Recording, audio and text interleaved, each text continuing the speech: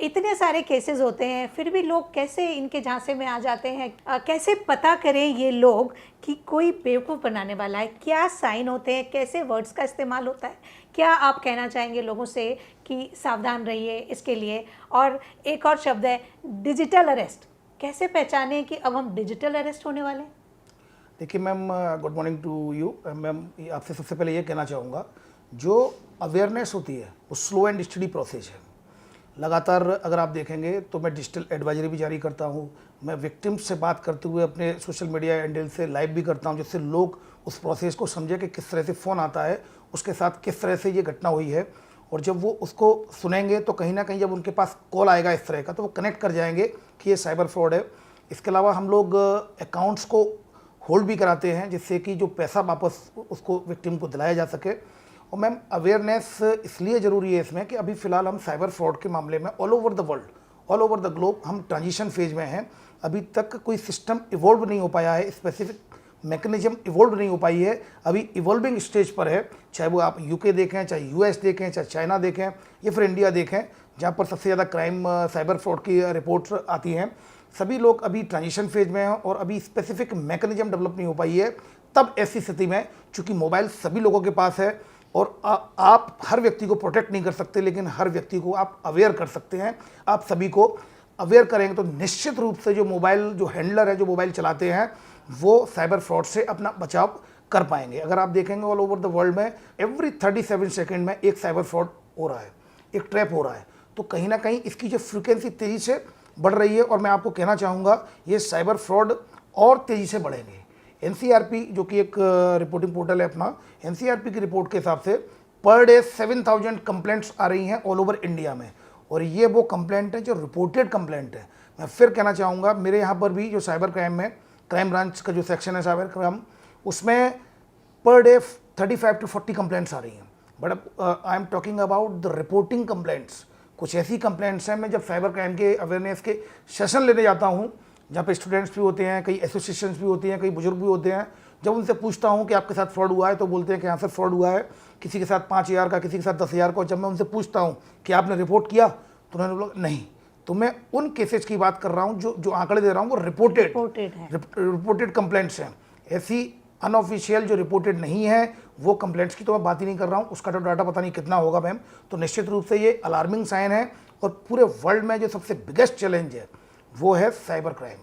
इससे बचने के लिए अवेयरनेस के अलावा कोई भी इफेक्टिव टूल नहीं है। Print media, electronic media, social media, influencers, ये इन लोगों की ये बहुत बड़ी जिम्मेदारी है कि लोगों तक इस बात को पहुंचाएं कि आप साइबर फ्रॉड का शिकार हो सकते हैं। कई कंप्लेंट्स मेरे पास 2-2 करोड़ की भी आती हैं।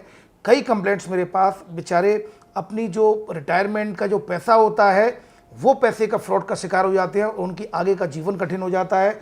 कई कंप्लेंट्स लड़कियों की मेरे पास आती हैं कि उनके पिताजी ने एफडी कराई थी उसकी शादी के लिए, 2 महीने बाद शादी, और डिजिटली अरेस्ट में 12 लाख रुपए उसके साथ जा चुके हैं। कई जगह ऐसे स्टूडेंट्स आते हैं, उनके साथ 20,000 के फ्रॉड हो गए हैं, 20,000 की।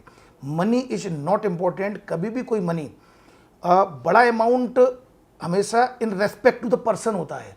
किसी के लिए 20 लाख भी इंपॉर्टेंट नहीं हो सकता, बड़ा नहीं हो सकता अमाउंट, और किसी के लिए 20,000 भी बड़ा हो सकता है। तो ये डिपेंड करता है कि किसके साथ फ्रॉड हुआ है।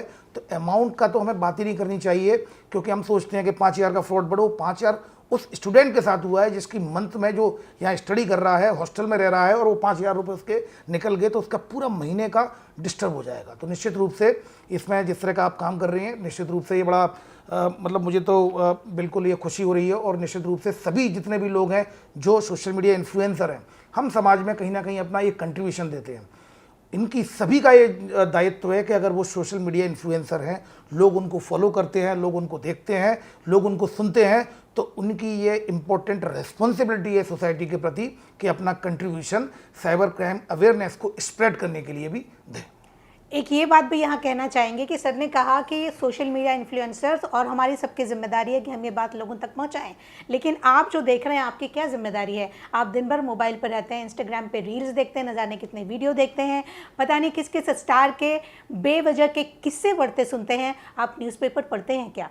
आजकल न्यूज़पेपर सारे डिजिटली अवेलेबल हैं। आप काम की चीज़ें पढ़ते हैं क्या? यदि आप व्हाट्सएप पे हैं, यदि आप इंटरनेट पे हैं, तो काम की चीज़ें पढ़िए जो आपके लिए बहुत ज़रूरी है। आप नहीं पढ़ते, आज ही आने के बाद भाई साहब ने हमें एक केस बताया जिसमें एक सीनियर रिटायर्ड बैंक ऑफिसर के साथ ही डिजिटल अरेस्ट का वाकया हो गया। सर ने जब उनसे पूछा कि आप पेपर पढ़ते हैं क्या, तो उन्होंने कहा नहीं पढ़ता। ये खबरें हर 15 दिन में, हर 8 दिन में पेपरों में छप रही हैं, डिजिटली जो भी न्यूज़पेपर अवेलेबल है उसमें अवेलेबल है। आप अवेयरनेस की जिम्मेदारी आपकी भी है। ये सच है कि हम बहुत जल्दी कह देते हैं कि प्रशासन ने ऐसा नहीं किया या पुलिस ने ऐसा नहीं किया। हम अगर ये ध्यान रखेंगे कि हमारी क्या जिम्मेदारी है, हमें क्या करना है, तो हम इन सब चीज़ों से बच पाएंगे।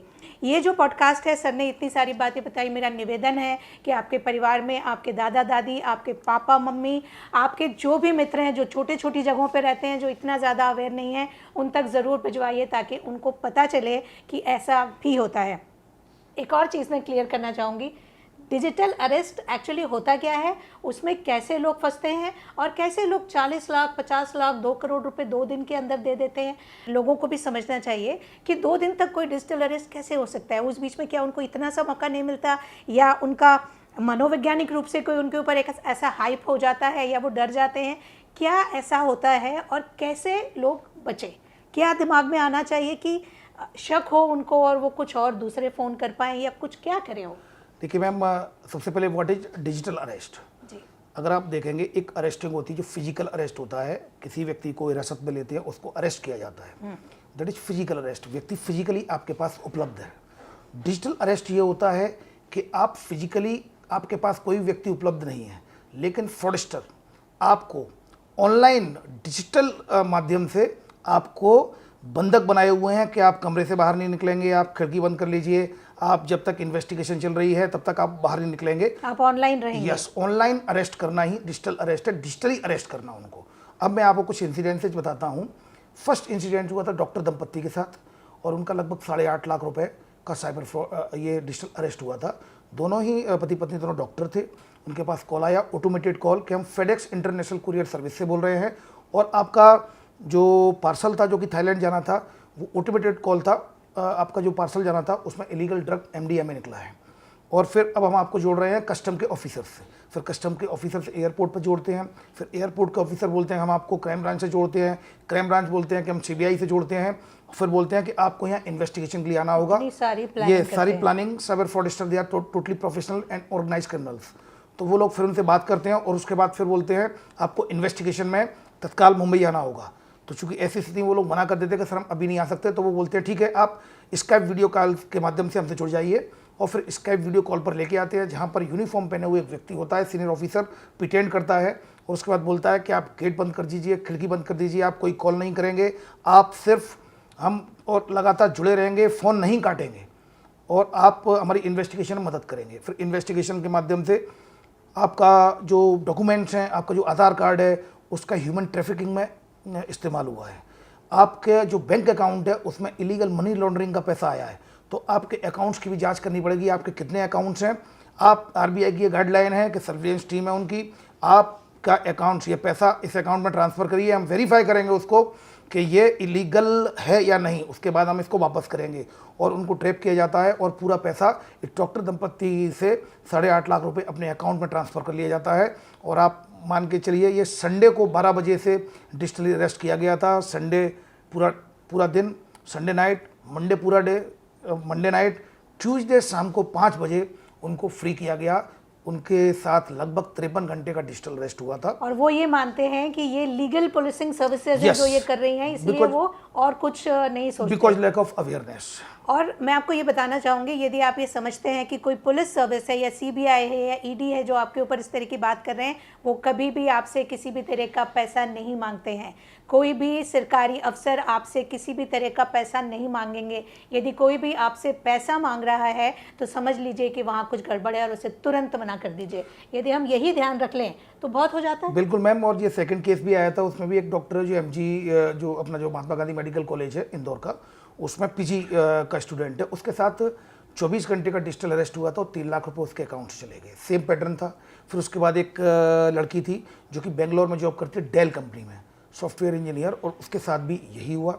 उसके 12 लाख रुपए उसके डिजिटली अरेस्ट जो किया गया, और उसके पैसे जो एफडी के थे फादर ने उसकी मैरिज के लिए रखे हुए थे, 2 महीने बाद उसकी मैरिज है, और अल्टीमेटली 12 लाख का उसके साथ फ्रॉड हो गया।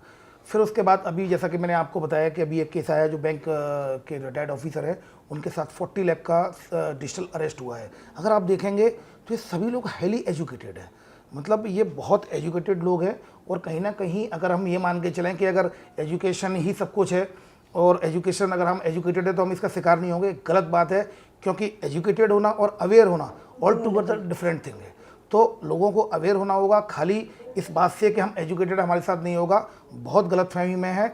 आप as a member of the society, आपकी सोसाइटी में चल क्या रहा है, आसपास क्या चल रहा है, ये आप न्यूज़पेपर के माध्यम से, न्यूज़ के माध्यम से आपको पता होना चाहिए as a vigilant member of the society, ये सबकी जिम्मेदारी भी है।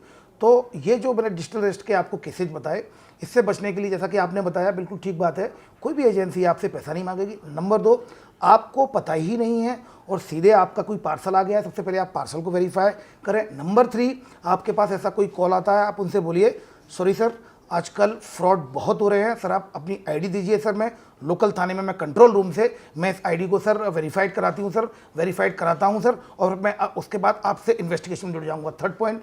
4th पॉइंट, किसी भी कोई भी एजेंसी आपसे इस तरह से सीबीआई, ईडी एकदम से आपको तुरंत आपको पता ही नहीं है और सीधे फ़ोन आ जाएगा हम ईडी से बोल रहे, सीबीआई से बोल रहे, ये सब अनऑथेंटिकेटेड कॉल्स होते हैं। किसी भी प्रकार की कोई भी इन्वेस्टिगेशन आपकी बिना नॉलेज के और सीधे ही आपके वीडियो कॉल में इन्वेस्टिगेशन स्टार्ट हो जाए, ये कभी नहीं होता। ये आपको बाकायदा प्रायर नोटिस दिया जाता है, नोटिस के बाद आपको टाइम पीरियड दिया जाता है, आपके डॉक्यूमेंट्स, और आपको पता होता है कि आपके साथ क्या हुआ है, आपके legal rights yes legal rights हैं, तो वो हमको समझना होगा।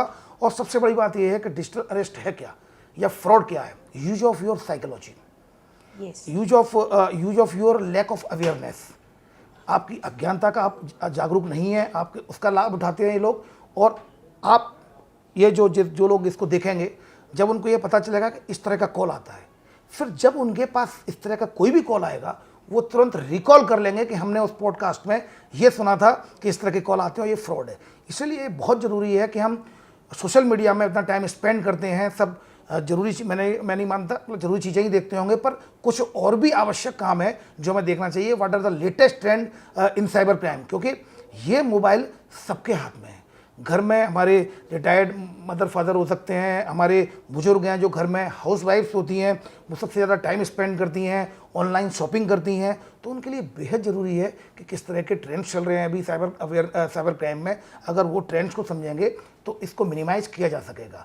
अभी हम जितना भी कोशिश कर रहे हैं अवेयरनेस फैलाने की, लेकिन ये स्लो एंड स्टडी प्रोसेस है। मुझे पूरा विश्वास है अगर सोसाइटी के जो इम्पोर्टेंट पर्सन है, जिनकी फॉलोइंग है, वो अगर मिलकर काम करेंगे तो मुझे पूरा यकीन है आने वाले समय में हम साइबर फ्रॉड से बेहतर ढंग से कम्बैट कर पाएंगे।